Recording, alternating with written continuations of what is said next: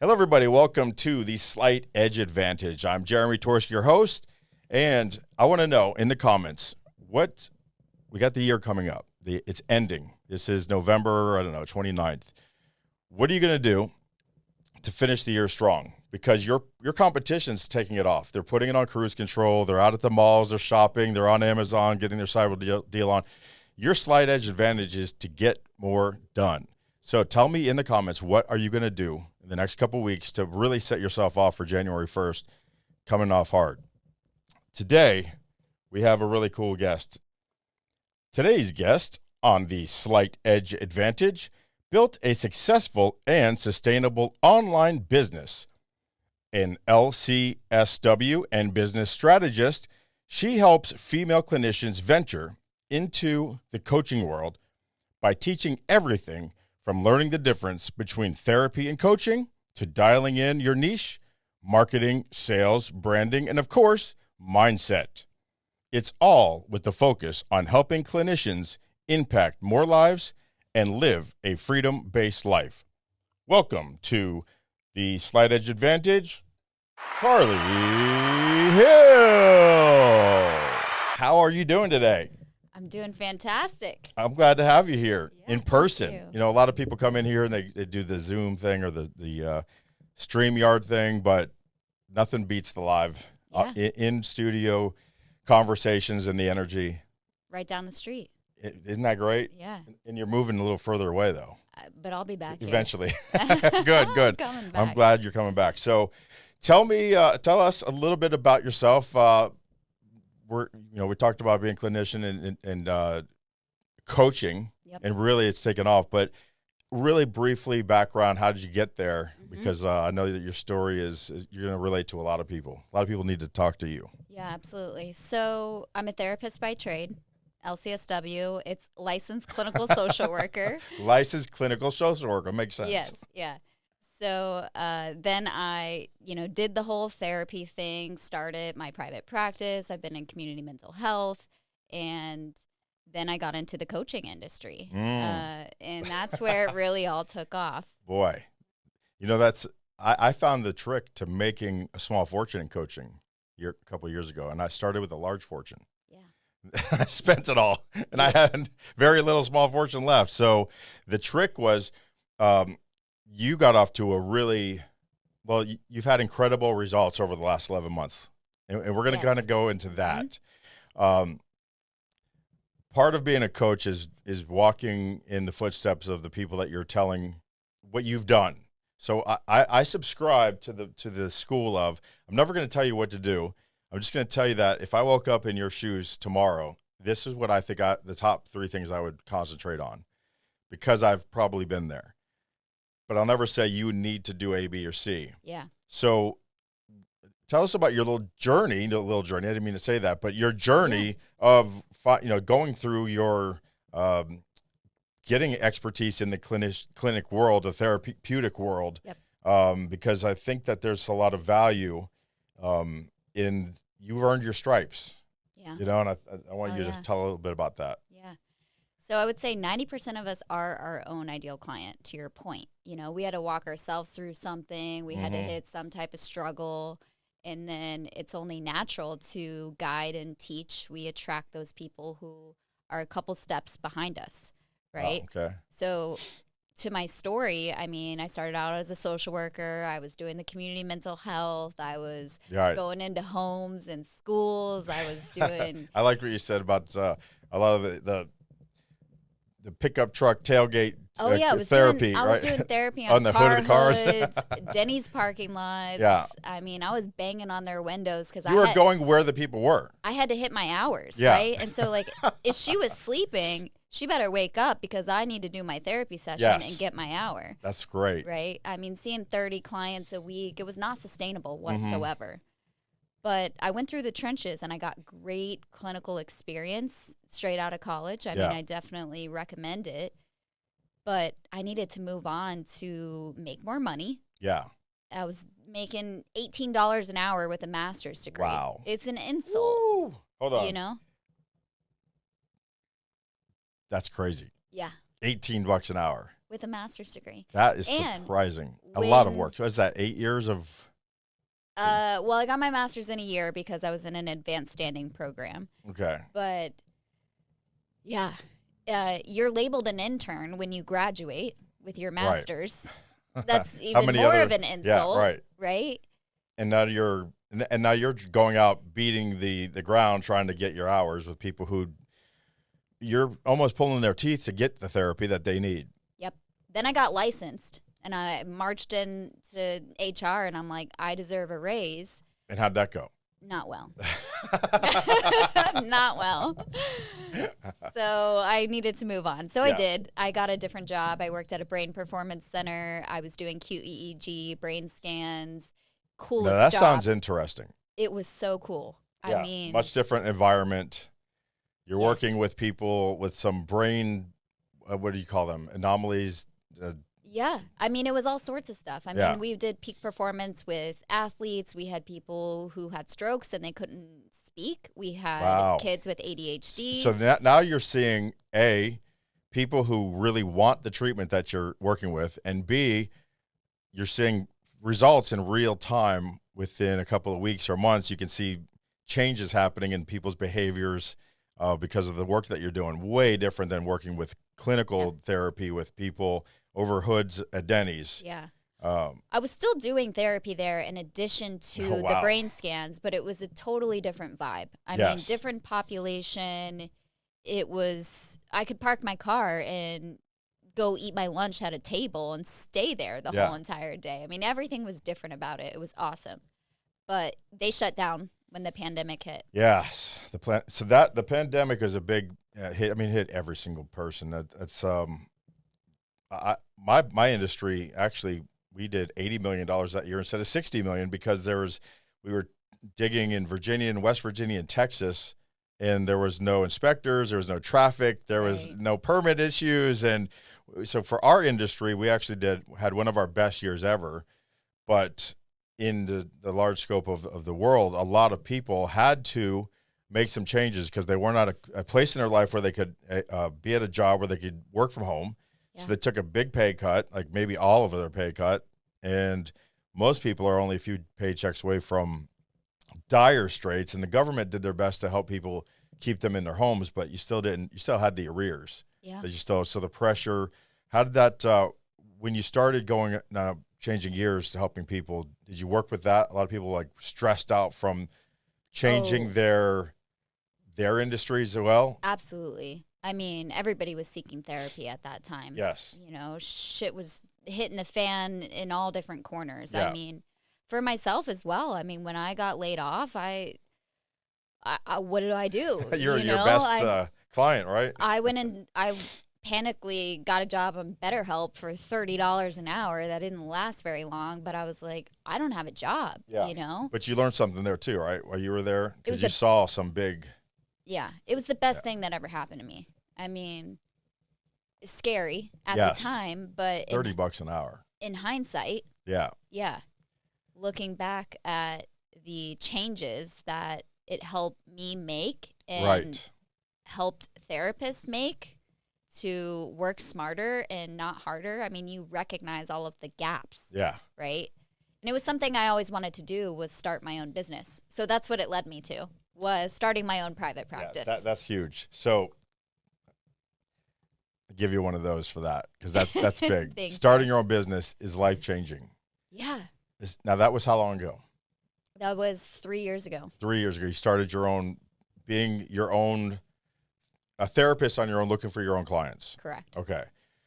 So for 2 years or so, is that about how long you did that? Building that practice? I did it for a year. And you did it virtually? Yep.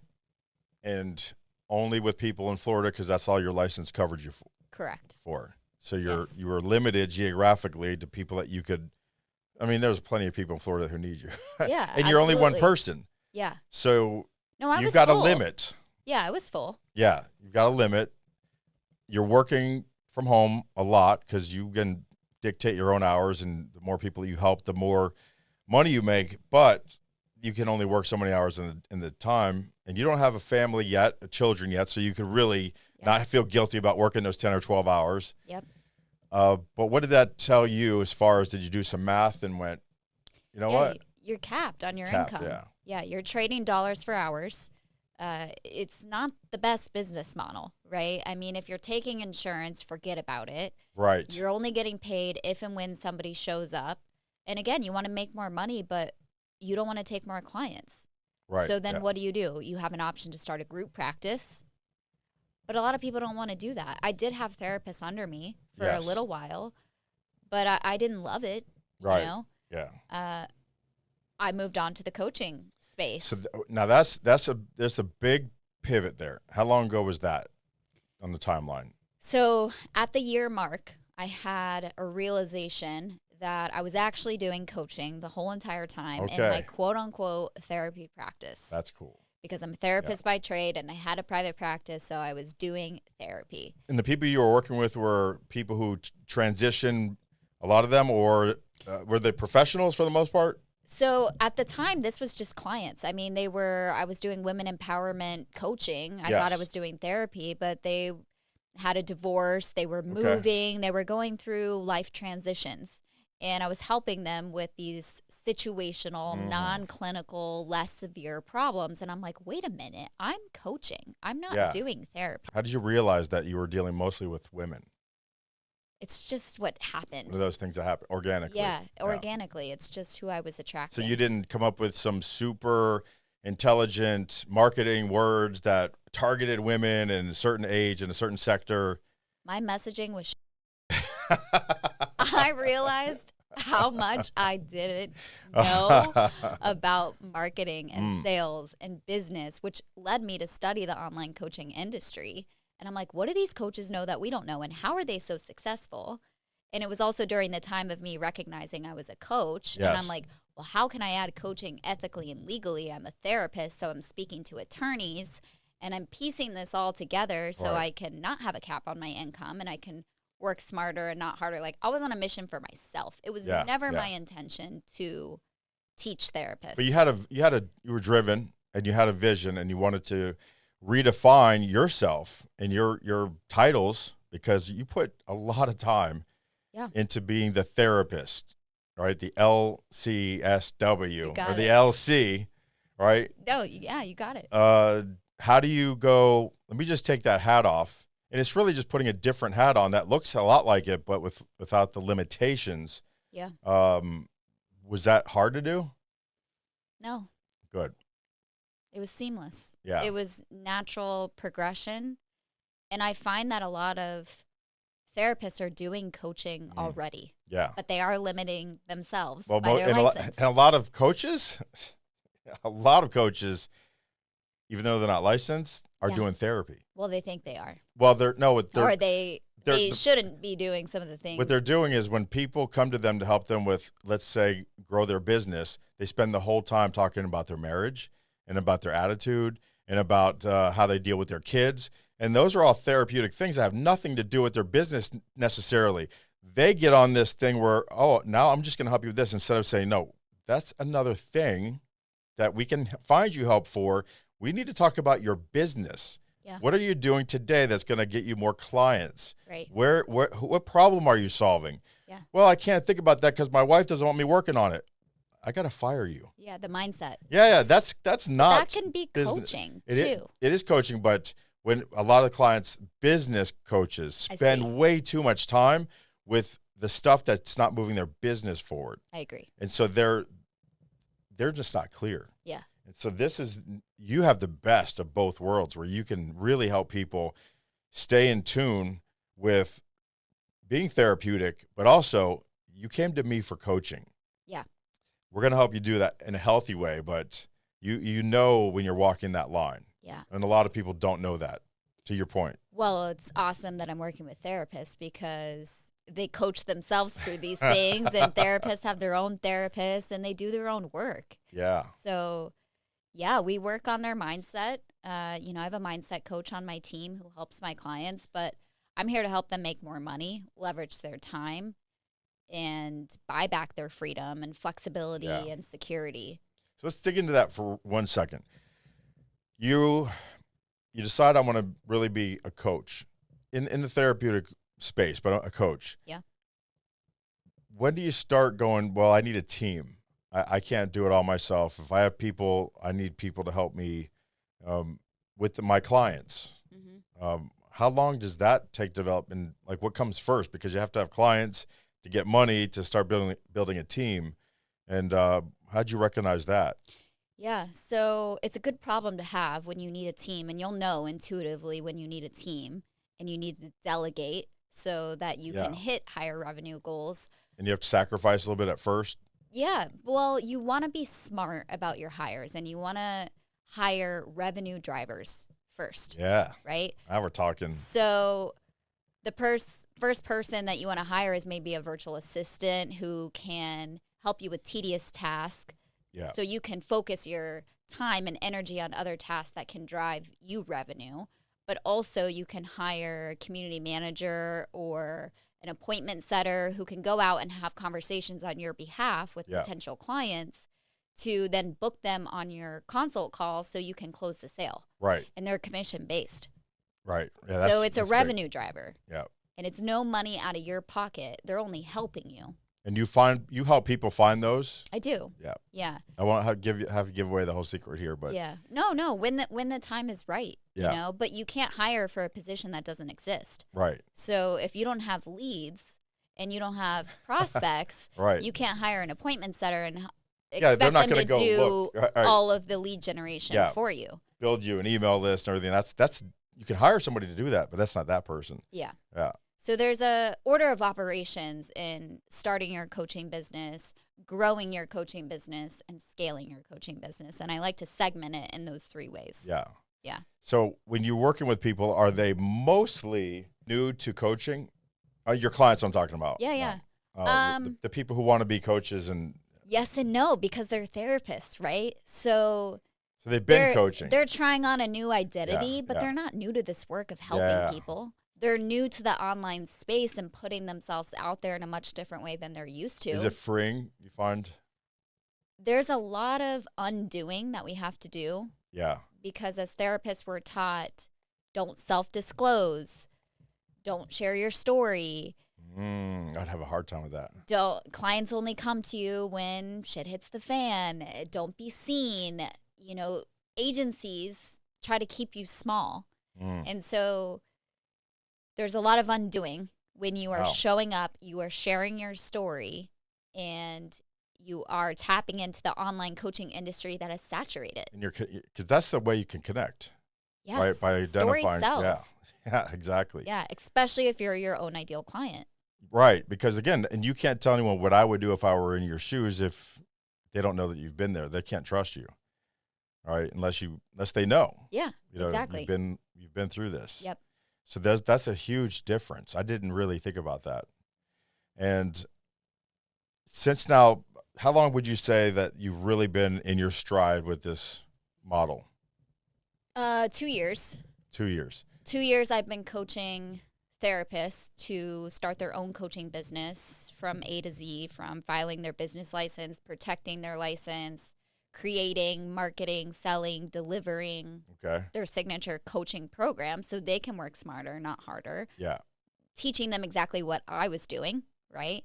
How much did you make revenue, high level, first year? You're 2 years now. The first year, you're building. Yeah, first year was about 80 grand. 80,000. So this year, 1 million. 1 million. 1 million. 1 million. In 11 months. Bam. Yeah. Huge year. From 80,000 to $1 million not even over one yet. year. It's not even over because, like I said in the intro, we still got time left on the clock. Yep. It's not even, we have more than a month and a day, or, it's a lot of time, even with the holidays. This is the time where people are sleeping that you can really make some moves. Quantum leaping. Quantum, I like it. I like it. I'm going to wear out my lightning button today. You are, that is not normal. It's not normal. What were the biggest things in the Slight Edge Advantage is just doing things that other people aren't doing and doing them consistently And what do you think the 2 or 3 biggest things that changed from 80,000 to 1 million freaking dollars of revenue? And we don't get into, I mean, you need to have margin. We know that. There needs to be, but we're not going to get into that part of this. It's just, you know, a rising tide solves a lot of problems. Right. So to go from 80,000 to 1 million. Yes. What do you think are some things that, if you were me and I was one of your newest people coming on, where do you tell them first you have to kind of think about this, this, and this? Working smarter, not harder is the immediate answer. I mean, when I made 80,000, I was trading dollars for hours with a cap on my income where I could only see X amount of clients. When I tapped into the group model, the one-to-many model, and I started creating recorded courses and really leveraging my time, I was able to do so much more and hit so many more people. The scalability goes to the roof when you start. It was a no-brainer. Living in that pre-recorded evergreen stuff. Do you do the, I don't know if it's manipulation. I don't know how ethical it is, and it's legal, but the people that do, and I've fooled around with this, where they do webinar type stuff, but you have comments, and they're kind of canned. What do you think about that practice? So it looks like there's. I know what you're talking about. Yeah. I don't personally do it. No.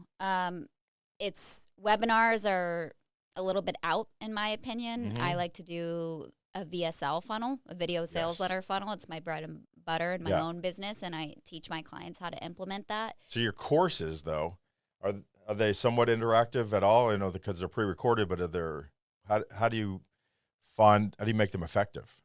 I teach off of PowerPoint slides, and I have all of my modules and my recorded trainings, but I have 5 group coaching calls a week that clients can come to, and they can ask questions about what they're learning and implementing in the recorded course in live time. Yeah, so it's self-paced, but there's a lot of interaction because they have availability to you throughout the week. Exactly. Yeah. And my support coaches. I mean, you need copywriting help, you need website help, you need branding help, you need mindset help, you need sales help. Like, how long are those calls?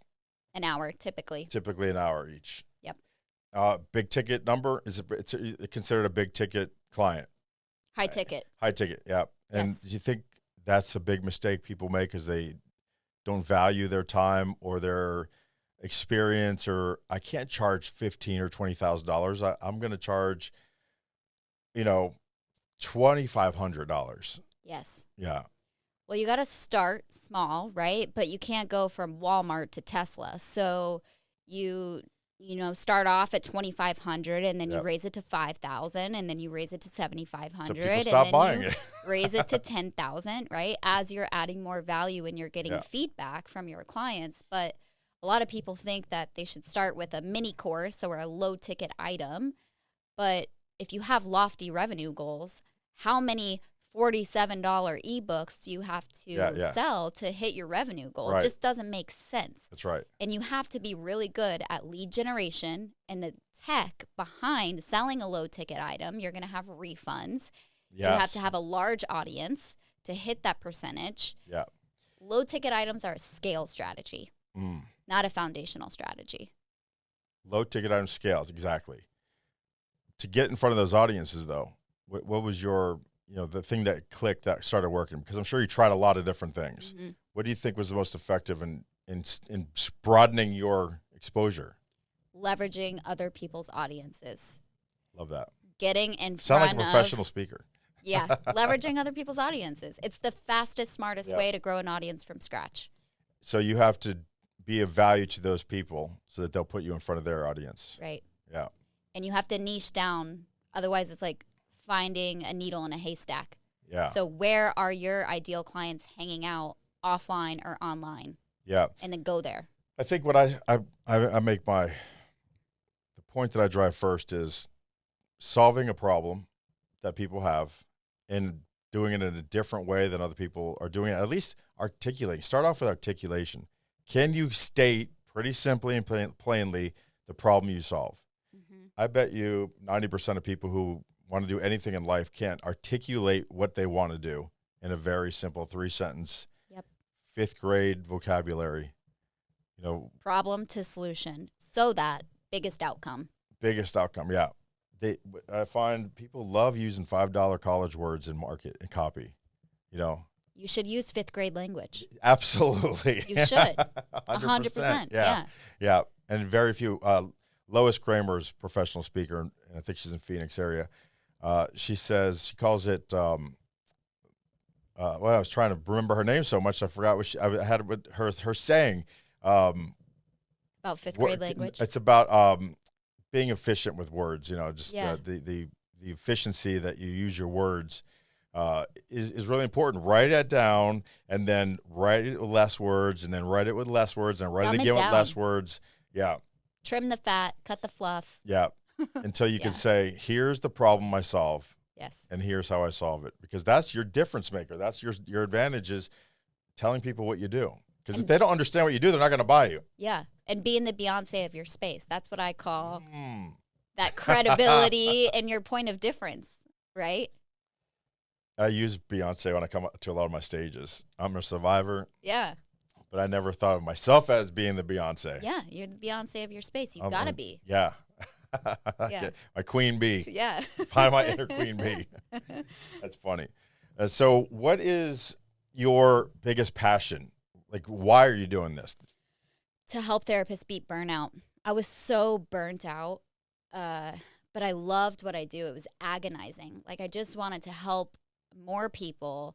I knew, not in a cocky way, that I was good at what I did. I was helping so many people, and I was like, dang, if just more people knew about me, I could help. I could save the world. Like, Yeah. but how do I be seen for my skills and my knowledge, and how do I do this in a way that I'm not sacrificing my own freedom? Yep. And that's my mission, is to help therapists beat burnout, have that freedom, flexibility, security, while simultaneously impacting the world. And you did all this from your home. Yes. Just Zoom camera, computer, and go. Yeah. Yeah. I have a local South Florida networking group for therapists. They're kind of like mini retreats. We get together bi-weekly. Okay. We have cheese, wine, guest speakers. I'm the founder. You found, okay, Yes. perfect. Yeah. So you still have all these avenues. I do. It's like the spoke with the hub in the middle, and then you've got to have all the spokes going out to the tire that moves forward. But all of these spokes, you know, if you look at it, momentum, that's what momentum is. It's those spokes going around and loading the top one up. Breeds momentum. Yeah, and that's where you go forward progression. So that was an interesting thing. Even though you were thinking, I need to be national, but you also need to be local. Yeah. And that's really the key for you, is having both those working. Local celebrity. Yeah. In Boca. National Beyonce of your space. I love it. Yeah. Yeah. Because we all have to be local and national if we want to go big. Like, very few of us can just stay local and go big in a few industries. But with the stuff that we have at our disposal now, there's no reason to do that. I agree. You know, when you could do it so much more efficiently going national from a small space. But the trick is that niche. How'd you figure out that niche, Of who what? you help?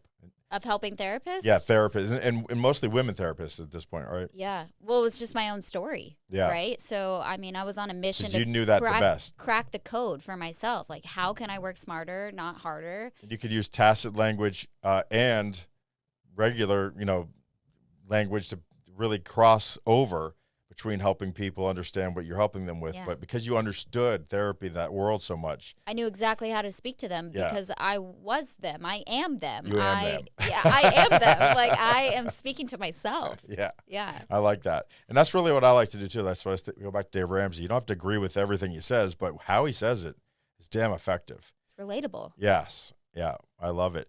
Tell us what's next for you. And how can we help you? Going national. I was just going to say, like, Yeah. I'm ready to blow up. You have blown up. You're ready to go to 2 commas. Like, you are at 2 commas, but I'm the a- 5th. I'm the 2 comma club. You need the 1, 2, 3, 4, 5, Yeah. 6, 7th. You need the 7th. Yeah, but digit. I'm ready to spread my message and just You should be at your pace. You should be at 7 digits by March. I think hitting 10 sky's million. the limit. Yeah. Yeah. So your next steps is now really focusing and doubling down on the national idea of helping people on a bigger scale. Where can people find you? Online. They can find me online. Carly Hill? CarlyHillCoaching.com. Spelled Any crazy way? No. Nope. CARLY. HI double hockey sticks. Yep. Coaching. You got it. .com. Yeah. And I saw the website. It's a great website. Instagram. Very informative. How often do you post, or do you have your folks posting on social? I post every day. You have to, right? Yeah. You have to. There's Now, no reason not to. what are you posting about? What do you find effective? How do you make an effective post? Well, you need to have your strategy. So you need to have content pillars and you need to have a plan. You never want to sit down on a Wednesday and be like, what am I supposed to post today? Sure. Right? So, I mean, I teach my clients this strategy, but you need to post about yourself and your story. You need to build credibility. You need to share about your offers. Yeah. They're all different things that you need to post about and the different problems that you solve. You need to agitate their pain points. Oh, yeah. And you need Stir to that position emotion. yourself as the solution. Yeah. Testimonials, you have to share. Yeah. Yeah. You're a real coach helping real Are people you good get at asking for those? real results. I am. Good. Yeah. You have to. No one's just going to get up one day and go, I should write a thank you testimonial for someone. I mean, some people do. I get it all the time. But you get a lot more when you ask. You do have to ask. And you know what I do? I write it for them. If I really need some, I'll write 3 or 4 sentences and I'll say, can you write me something like this? Put your name at the end, change a word to make it yours. But I know you're busy and I know you don't have time to sit there and think about this stuff, but these words would help me on my website. And so if you could use these words in out of your perspective, they go, hell yeah, I could do that. That's easy. And then they just turn it right around fast. Or video testimonial. Video's even better. Yeah, we love You have video. 10 minutes? We love video. Let me ask you how you've been doing in my program. Yeah, so you do some sort of a bit of an interview. I do. Yeah, that's really nice. Yeah. You're really smart. Thank you. You're really smart. And we appreciate having you on here because I think we leverage both audiences because I know that there's a lot of help that needs to be done. So a lot of people are just so consumed with their day-to-day and thinking about what I'm going to do. They don't think about all these other options like podcasting. And don't you have a book I do have a you're book. working on it? Is it out? Oh, it's been out. I sold 1,000 copies. Wow, you are on fire. You're on fire. What is it called? Therapreneur. Hold on, you're getting one. Yeah. Therapreneur. Therapreneur. Love it. Love it, love it, love it. I like it a lot. And I'm looking forward to following you. And I'm glad that Rebecca introduced us. She's my business partner in the Done Better initiative. And it's really, you meet some people and you go, we're going to be in our orbits, I think, for the next while here. Yeah. We're going to see each other hitting those 7, 8 digits. Let's go. Easily. Let's go. Yeah, because you got a lot of people to help. Yeah. And you got a long runway because you're new still. I am. You've got a lot. Just breaking through the waters. Yes. I got a lot planned for 2024. Good. Well, thank you so much for coming on this show. Thank you. I can't turn camera 2 because it died because my Sony's dead and I had to use my Canon. But thanks for being on the Slight Edge Advantage, for watching. And remember, I really want you to comment. That helps us, the dumb like and subscribe and all that crap. But comment, put on here, what are you going to do the rest of this year to get to $1 million of revenue? If you're at 80,000, like a lot of people are, how are you going to get to $1 million in 2024? Just give me 1 or 2 things in the comments, and we're going to help you get to that if you stick with us. Thanks for being with us on the Slight Edge Advantage.